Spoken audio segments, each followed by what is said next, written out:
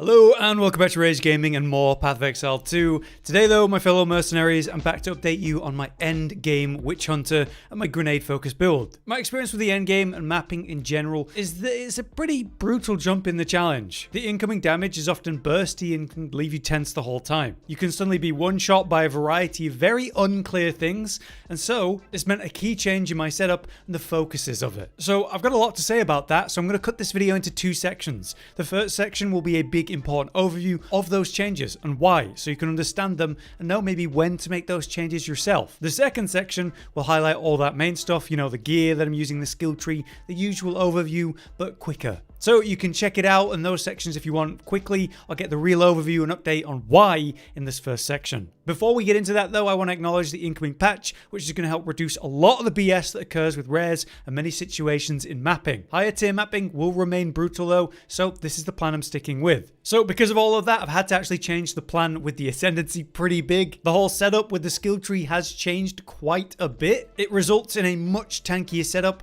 where right now I'm standing here with, you know, nearly 4,000 evasion, nearly 3,000 armor, and 3,000 in my sorcery ward shield. Right off the bat, I'm going to talk to you about a bug or potentially something that's intentional. I told you that I was going pitiless killer and then aiming for judge, jury, and executioner for decimating strike, which will essentially take an enemy and put it to 5% or 30% less life on the first hit. This actually works in boss fights, so it's a pretty big deal. However, as I showed you last time, we got a drop called the Radiant Grief Lace Hood, which changed my entire setup. And it's so good for both AoE mob clearing and single target bossing that I said that you need this helmet. And I still feel that way. The problem with this helmet is that it's generating this ignite around us based on a close range radius. There are many perks to that, but one downside, unfortunately, is the fact that for some reason, it does not work with decimating strike. So if your first hit on a boss is in fact that ignite from the unique helm, you will not get the decimating strike. And so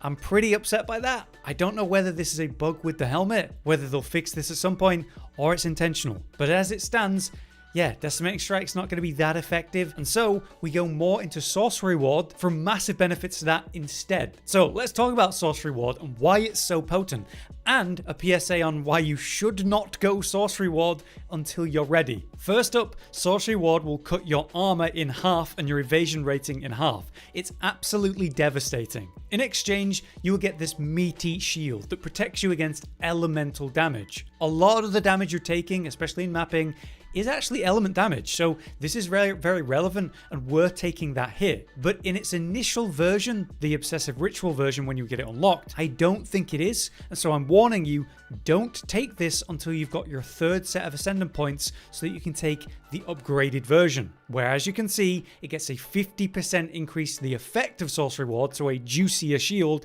and then the ward actually recovers 50% faster. So on average, I believe the ward recovers every like 8 seconds. Yeah, 8.2 seconds. And when you have this upgrade, it's 50% faster, which basically means instead of over 8 seconds, it's 6 seconds or less every time it recharges. Now, the second part of why you shouldn't take Sorcery Ward until you're ready is the fact that it's going to cut your armor and evasion in half. Even if you're stacking armor and evasion, this could actually ruin you for a little while. So stick with the Culling Strike, even consider Decimate for a bit, then respec when you're ready. That's my advice. How do you know that you're ready? Well, basically, I think you should make this swap when your evasion rating is at 40% and your armor is at 40% or more. I believe mine was about 50% in each. Then I took the sorcery ward, got this nice shield, and my armor and evasion went very much down, right, by half. And I could feel it. So I wouldn't recommend this until your armor and evasion is high enough. You get a massive amount of armor and evasion from your chest piece and specific gloves.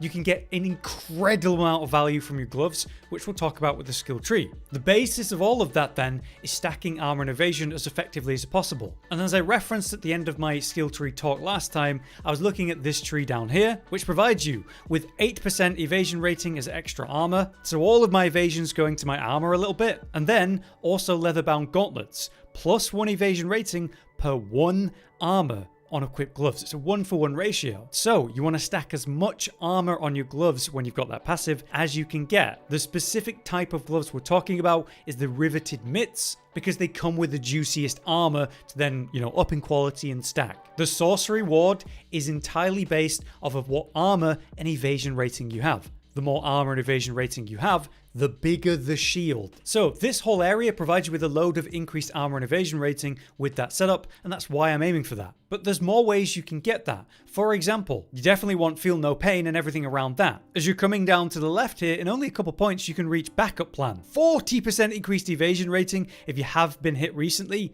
or 40% increased armor if you haven't been recently hit. Every time that Sorcery Ward sort of procs or sets itself up again, it's going to look at your armor and evasion rating and then snapshot it. So the bigger your armor and evasion rating in that moment is, the bigger the shield. You'll also see near the start here, there's more armor and evasion you can get in these nodes, and I'm starting to work towards that. So I'll explain all of that later, but I also want to acknowledge what I'm aiming at later as well. As I'm coming up here for lots of perks, I really want to get to these two nodes over here. Freedom of movement and escape velocity. 30% evasion rating, and then another 30% if you've dodged rolled recently, which by the way, as a grenadier, you are rolling after basically every shot, as I'll explain. So this is pretty insane. The problem is I'm going to need 3 points to get to that. So in the meantime, basically I'm going to put them here, then respec out of these to get more value over here. Then I get movement speed and more evasion rating by going to escape velocity, so I definitely want that too. The last thing that I want to reference in stacking armor and evasion is actually the jewels that you get. I want to recommend to you a specific type called the Dusk Shard Rubies. These provide increased fire damage, which by the way is all of the damage from my gas grenade, and also big percent increases to your armor, further boosting your defense and ultimately the sorcery ward as well. The last thing that I want to reference that is a big deal for increasing your armor and evasion for the sorcery ward is actually Wind Dancer, the persistent buff, the aura. As you can see in this current stage, I get 70% more evasion rating per active stage, and it starts at 3 maximum stages. So I'm standing here with 4 stages because I put quality into Wind Dancer. You increase quality of your gems by using Gem Cutter Prisons, and you get 5% quality per use of this. So you need 4 of these to actually increase the quality to 20% for Wind Dancer. When you hit 20% quality on Wind Dancer, you get an extra stage, which means in my case, another 17% increased evasion rating, which is massively improving my survivability and the shield too. So there is a lot of ways we can stack armor and evasion. Let's instead now move on to the next topic, where my skill set and my overall opinion on all of this has changed and updated too. Let's start with Sorcery Ward, because obviously it becomes something you can socket into. Here you can socket in Cold Mastery, Fire Mastery, and also Lightning Mastery. Each one of these will slightly reduce the cooldown of Sorcery Ward, so that, every time I take a hit, it starts to refresh itself every 6 seconds. It makes that refresh even faster. The problem with this is it requires 5 intelligence per socket, and I can't quite fit all 3 of them right now. But if you're okay on Dex and Strength, then you could drop some of these attribute nodes from Strength and Dex and get that extra intelligence. So that's Sorcery Ward. Let's talk about Gas Grenade, where we have a 5-link finally. This actually hurt me. I spent 20 Exalted Orbs to buy myself a Greater's Jeweler's Orb, because this is a 25% damage increase to Gas Grenade, which is where most of your damage comes from. It is worth it, but if you can avoid it, I'd recommend avoiding it. How do you avoid it? Well, you use Val Orbs to gamble on your skill gem. This will corrupt it and either raise or lower the quality, give it an extra socket, or remove one. In some cases, nothing will happen at all. I tried with about 9 Val Orbs to do this and did not get my 5-link from it. So eventually I just caved and bought the Greatest Jeweler Orb. Either way, I definitely recommend you get your 5-link, and ultimately you aim for your 6-link long term, because that's going to be another 25%. Right now, if I'm looking at my Gas Grenade, we can pull up this menu, go to the explosion, and you can see I'm getting 4,000 average damage per use, which is pretty damn phenomenal. The supports for Gas Grenade are pretty much what you should expect. We've got Scattershot still, we've got Immolate still, because everything thanks to our unique helm is permanently ignited, so we always have this 30% damage increase. Then after that, the best you can get is 25%. So Fire Infusion, Elemental Focus, and Primal Armament, those are going to be our sources of damage. So if you're wondering what I'm going to do with this last link, I'm going to take Primal Armament and put it right there. That's the plan. You should also consider Fire Penetration, because, penetration's important, but we're getting a lot of penetration from our skill passives, and also Oil Grenade from Fire Exposure. So I would prefer the raw damage personally, but we'll see. So Explosive Grenade, because I've got this unique, I no longer have a trigger necessary for blowing up Gas Grenade's explosion, thanks to the Radiant Grief Lace HUD unique. so I'm not really using explosive grenade at all. Next then we have oil grenade still being used to enhance the damage. It ultimately causes fire exposure, which is basically reducing their fire resistance. We do more damage the lower their resistance and the more we penetrate through that. With that in mind, we have persistence so that it lasts longer, so we don't have to keep shooting it. We have magnified effect to spread it out, so if the boss moves, it's still in it. And lastly, of course, still strip away to enhance the potency of exposure. Next, we have cluster grenade, which overall, as I said, the build was originally going to be based on. When I finally got to level 52, I found this very underwhelming, and my official review of cluster grenade right now is that it's really not good. I've tried a bunch of different support setups, and I'm happy with basically none of them, to the point where I'm not really using this ability. With it in mind, I still have execute for when they're low, and primal armament to increase the damage, and martial tempo to spam it out. Otherwise, I don't really use this, so don't pull your hair out if you're thinking about it. What I do use a lot more now is flash grenade. Flash grenade before was being used to build up the stun on bosses or certain enemies, groups of enemies, so that I could expose their armor and also just deal great DPS while they're stunned. Now I'm using this for that, and also damage reduction while I'm mapping, and also massive raw physical damage. As you can see, the damage here is 2,000. So what I'm doing is I'm firing a flash grenade and then a gas grenade into a dangerous group that CCs them, stuns them, exposes their armor, does great damage now because of my setup, and then gas grenade finishes them off. To enhance its raw damage then, we're going brutality to just go all physical for it. And then we still run devastate because when we do get that heavy stun on a boss or whatever, we still want that armor break. And then lastly, I'm running heft to give it 30% more maximum physical damage. And it feels really good. Next and last for like active skills, we have the voltaic grenade,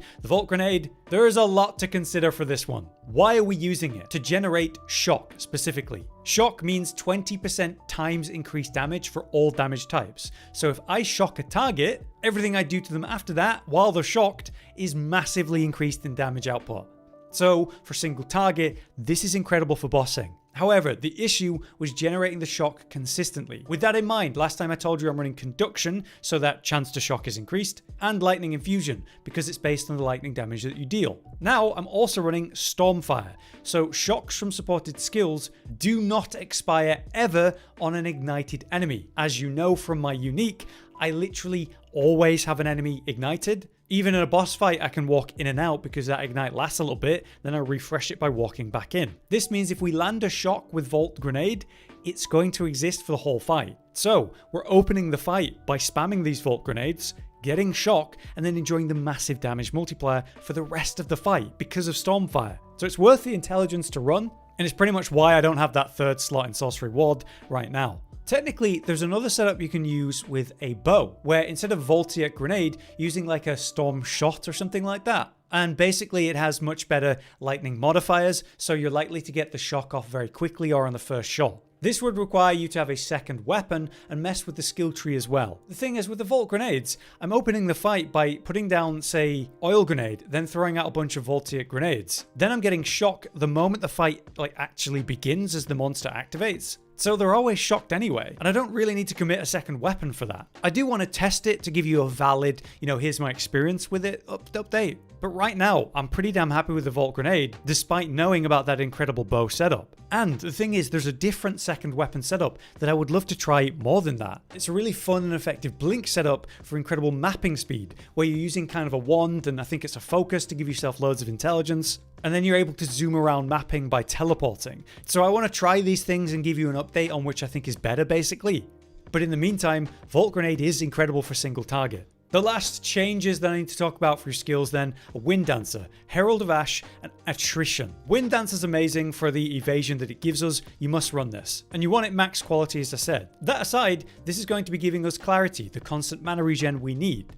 But I'm not supporting it with two things I was before. Now I'm supporting it with Unbreakable and Blind. This is because technically it's an attack. The second part of Wind Dance is Gale Force. When you get hit, it causes Gale Force and it knocks enemies back with crit chance. If we modify this with normal support gems, not spirit related ones, we can make Gale Force actually more of a relevant thing. For example, when it pops, it will blind enemies with the support skill blind. And with Unbreakable, we get better threshold on stuns, great for flash grenade. And this costs no spirit, so it's like a no-brainer. Then we can put in the support we were running on Wind Dancer, Cannibalism, into Herald of Ash instead. So, Herald of Ash, not that relevant, but nice for mobbing. Basically, with fire damage, which we're doing all the time, we're overkilling with gas explosion, which is happening all the time, and that generates an AoE of ignites. But aren't we always getting ignite from our unique helm? Yes, but it's like a really terrible, low-level, weak version of ignite. If we get some big overkills, we can spread some potent ignites, and why not spread better damage for no cost, like a passive? So for mobbing, this is pretty amazing. And it gives us those support slots for something like Cannibalism still, which is we don't have room for Wind Dancer anymore. Sadly, that leaves us with a total of 15 spirit left, where I was previously wanting to run Vitality for the regen, but that costs 20 spirit. So instead we're just running Herbalism, which just increases the amount of heal we get from Life Flasks, which isn't bad for 15 spirit, the last bit we have. Might as well, basically.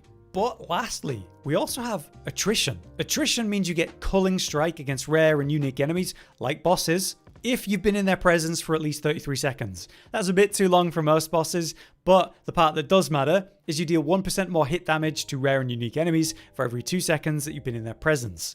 So, the longer the fight goes on, the harder you hit with Attrition. And it costs exactly 60 spirit. So what I'm doing when I'm doing the map is I'm running Wind Dancer and Herald of Ash. Then, right as I reach the boss, I turn off Herald of Ash and turn on Attrition, using up all of my spirit. So we can't support this in any way, but it's fine, we still get this big damage bonus. Then it helps us actually kill the boss really effectively. Once I've killed the boss, I turn Attrition off, and then turn Herald of Ash back on for the next map. And it's as simple as that.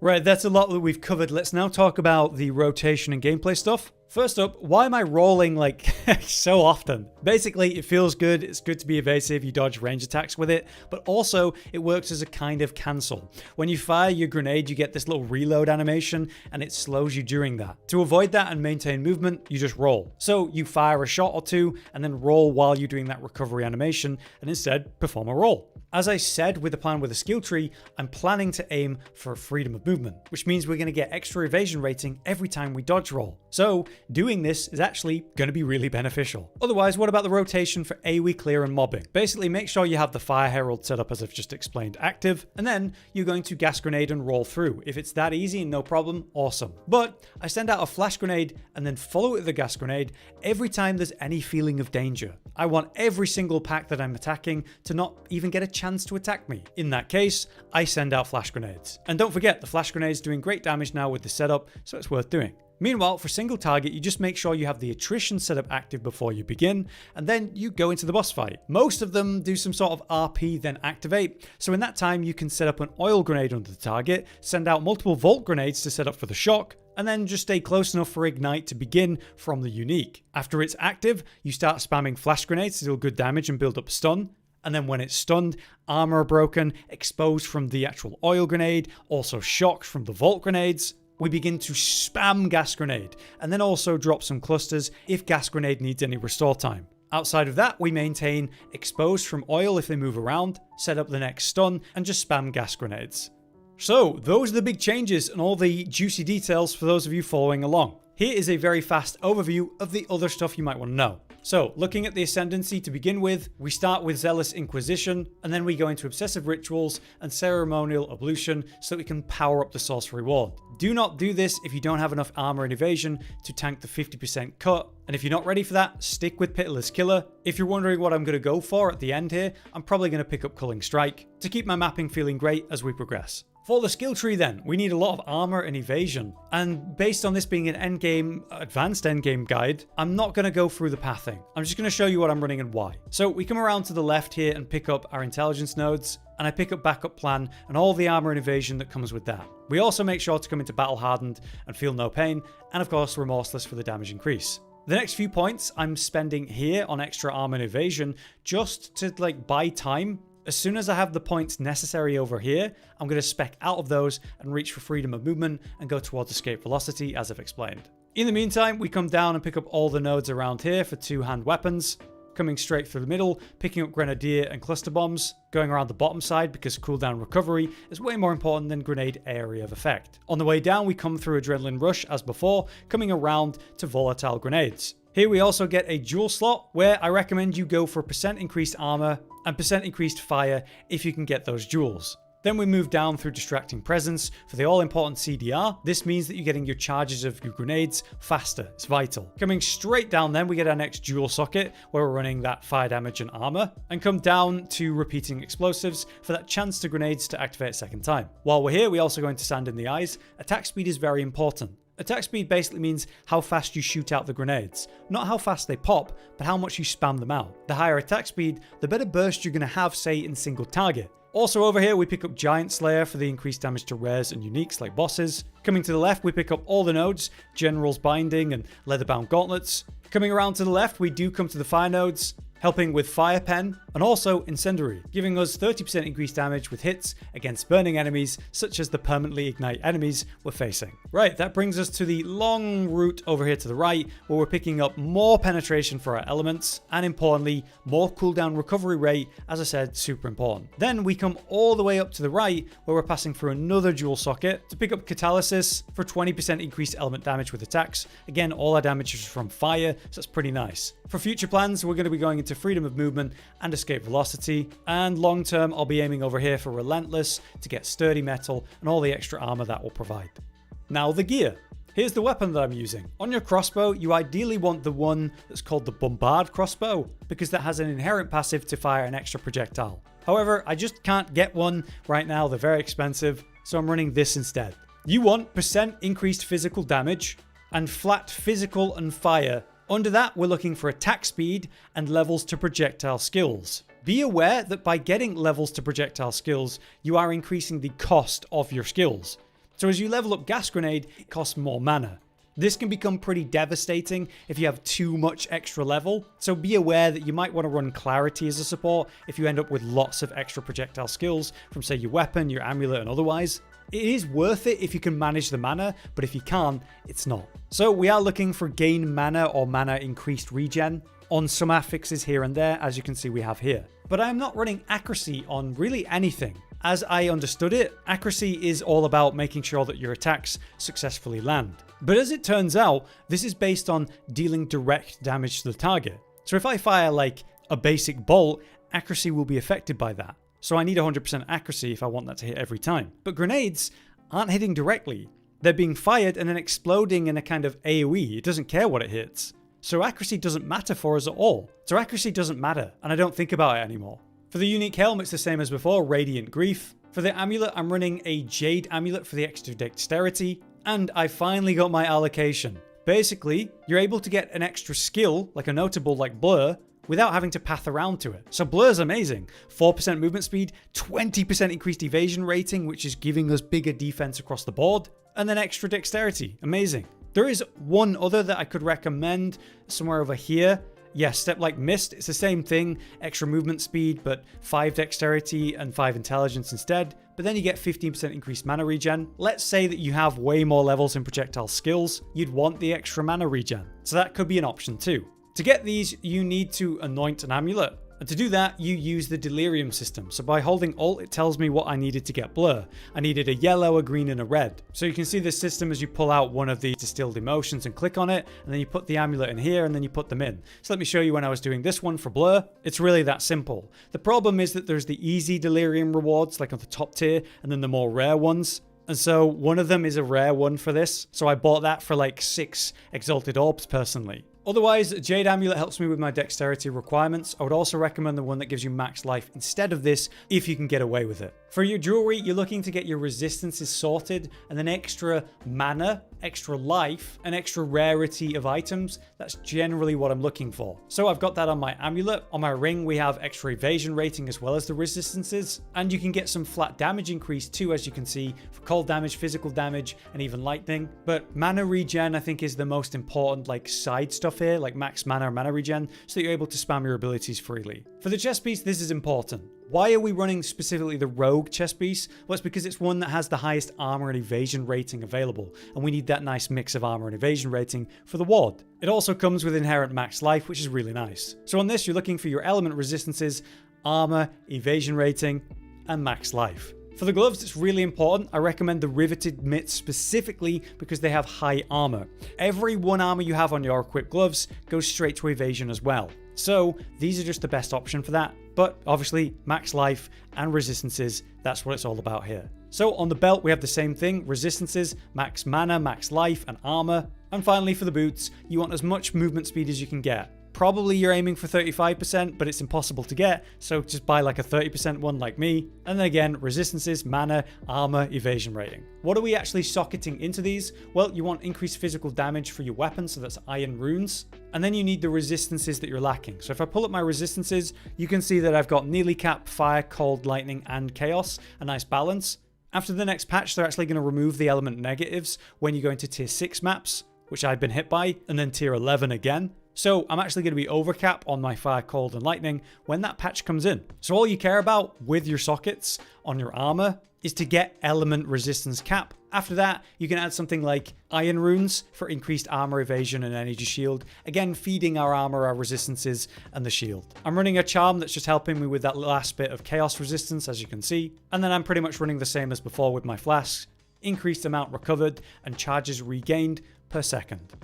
But there you have it, finally. That's my big overview of what I've been doing and why and what's generally next. I hope this detailed look into all the different topics has helped you understand the context of it all so you can make your own decisions for when. As I dive into later endgame, I do hope to come back with another big update with maybe some conclusions on the things I've been learning about. If you've enjoyed this video though and would like that next update, please do drop a like. It'll encourage me to, go on and make that video. For now though, I've been Hollow, you've been you. Continue enjoying Mercenary, guys, and thanks for watching. Josh, Cotton, and Hollow with the videos, dropping the humor like a hammer on your tippy toes, bringing entertainment on a daily arrangement to take our insanity and turn it into entertainment. Yes, I said entertainment twice, to reiterate that it is nice to look into your faces on a mostly daily basis when you let us in your homes to make the whole world a stage. Goodbye.